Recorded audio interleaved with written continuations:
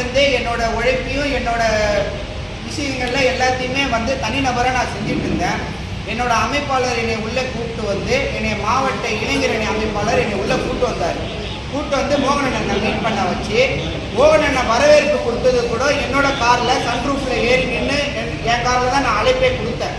அப்படி இருந்து கட்சிக்காக என்னென்ன விஷயங்கள் செய்யணும்னு சொல்கிறதுக்காக என்னை எல்லா விஷயத்துலையும் என்னை வந்து எல்லாத்துலேயுமே ஒரு வழி நடத்தி எல்லாத்தையுமே கொண்டு செல்லிட்டு இருந்தாங்க.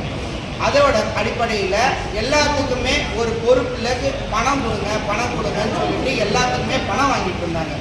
ஒரு கட்டத்துக்கு மேலே ஒரு செலவு பண்ண முடியாமல் அவங்க டைரக்டாக கேட்காம அமைப்பாளரை வச்சு அவங்க மச்சானை வச்சு மற்ற இருக்கிற உறுப்பினர்களை வச்சு அந்த மாதிரி கேட்குது. அவங்க மாவட்டத்திலே உறுப்பினர் இருக்கிற ப்ரூஃப் முதற்கொண்டு என்கிட்ட இருக்குது. எல்லாமே அவங்களுக்கு எடுத்த ஸ்க்ரீன்ஷாட்டு எல்லாமே நான் வச்சுருக்கேன். எனக்கு துணை அமைப்பாளர்ன்ற இளைஞரணி துணை அமைப்பாளர்ன்ற போஸ்டிங்கை கொடுத்து என்னோட அமைப்பாளர் என்னோட ஃபோட்டோவை போட்டு பேனரோட ஃபோட்டோஸ் எல்லாமே நான் வச்சுருக்கேன். எல்லாமே என்னோட துணை அமைப்பாளர்னு சொல்லிட்டு என் கீழே ஒரு போஸ்டிங் கொடுத்துட்டு இன்றைக்கி நான் வந்து எல்லாத்துக்குமே பணம் கேட்டு என்னை ரொம்ப ப்ரெஷர் பண்ணி என்னோட ரொம்ப மன உளைச்சல் ஆளாகிட்டேன். எல்லாத்துலேயுமே எதுக்கு பணம் கேட்குறீங்க? ஏதோ ஒரு விஷயம் பண்ணுறதுல சும்மா ஒரு ஆஃபீஸ் ரூம் ஓப்பன் பண்ணுறதுக்கு இவ்வளோ பணம் இருக்குது. இதை நான் பண்ண போகிறேன், இங்கே போகிறோம், கார் எடுத்துக்குவோம், இதை செய் அதை செய்ன்னு சொல்லிட்டு ரொம்ப டார்ச்சராக ரொம்ப மன உளைச்சல் ஆளாகிறாங்க. அந்த விஷயத்தில் என்னையே வந்து ஓரளவுக்கு என்னடா இது அப்படின்ற ஒரு கட்சியை வெறுக்கிற அளவுக்கு ரொம்ப வந்து இந்த ரொம்ப மோகனோட மாவட்ட செயலாளர் பண்ணிட்டு இருக்காரு. இது இல்லாமல் எங்கள் அமைப்பாளரும் அவன் ஏதோ ஒரு சரியான பாதையில் போகிறான் ஏதோ செய்கிறான்றது கூட புரிஞ்சிக்காம அவர் அமைப்பாளருக்கும் ஒரு ப்ரெஷரை கொடுத்து ரொம்ப டார்ச்சர் பண்ணுறாங்க. எதுக்கு இந்த பொறுப்புக்கு காசு கேட்குறீங்க?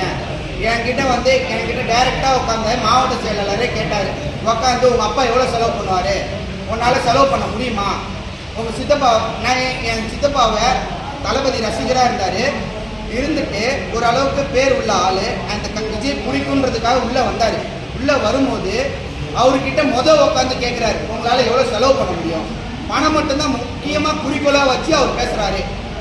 ஃபஸ்ட்டு அவர் வீட்டுக்கு உட்காந்து ஒரு கிளாஸ் தண்ணி குடிக்கிறீங்க உட்கார வச்சு அவர்கிட்ட கேட்குறாரு எவ்வளோ பணம் செலவு பண்ணீங்கன்னு சொல்லி. அதுக்கப்புறம் என்னை மூஞ்ச கூட முடிக்க மாட்டாரு. என்ன ஒரு கட்சி நடத்துகிறாங்க இவங்க, எல்லாத்துக்குமே பணம்னு கேட்டுருக்காங்க.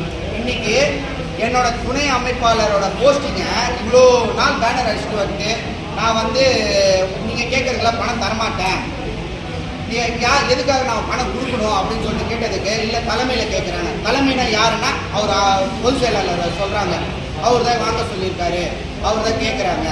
நான் ஏன் கொடுக்கணும், நான் கொடுக்கல அப்படின்னு சொன்னோன்னே என்னோட துணை அமைப்பாளர் தூக்கிட்டு இப்போ 2 பேரை வேறு ஆளாக மாற்றிருக்காங்க. இது இவ்வளோ நாள் இப்போ எதுக்கு அந்த மாதிரி பேனர் அடிச்சு இதில் எனக்கு அசிங்கம் தானே. இது எதுக்கு இந்த மாதிரி விஷயத்த வந்து ஒரு மோகன் பண்ணுறாருன்றது எங்களுக்கு தெரியல. இதை வந்து இந்த நடவடிக்கையை இதை வந்து நான் தளபதி கிட்ட கண்டிப்பாக நாங்கள் கொண்டு போவோம். கண்டிப்பாக கொண்டு போயிட்டு இதுக்கான தீர்வை நாங்கள் வந்து கண்டிப்பாக என் பேர் முகமது அசார் வந்து நம்ம இதுலேருந்தே மாநாட்டிலேருந்தே பார்க்கலாம். என்னோடய பேனர்ஸு எல்லாமே நான் ஃபோட்டோ எல்லாமே ப்ரூஃப் எல்லாமே வச்சுருக்கேன். எல்லாத்துலேயுமே பார்க்கலாம். துணை அமைப்பாளர்னு சொல்லிட்டு இளைஞரணிலேருந்து நான் ஃபஸ்ட்டு பயணிக்கிறேன். ஆனால் இப்போ இருக்கிறது எனக்கு என்கிட்ட ஒரு வார்த்தை கூட சொல்லவே இல்லை. என்னை கூட்டு உட்கார வச்சு யாரும் பேசவும் இல்லை. அவங்க பண விஷயமா செலவு பண்ணுவியா போவியான்னு உட்காந்து கூட்டு பேசுனாங்களே ஒழிச்சு. அதேமாரி பேர் சொல்ல விரும்பலை.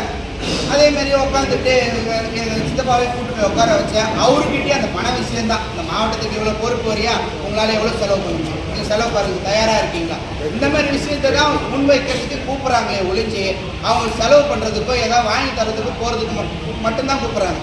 ஒரு பொதுக்குழு மீட்டிங்கோ ஒரு விஷயம் ஆலோசனையோ எதுவுமே பண்ண மாட்டாங்க. அவங்க கூட இருக்க அந்த 10 பேர் 5 பேரை வச்சு முடிவு எடுத்துக்கிறாங்க, முடிவு செஞ்சுக்கிறாங்க, அவ்வளோதான் பண்ணுறாங்க.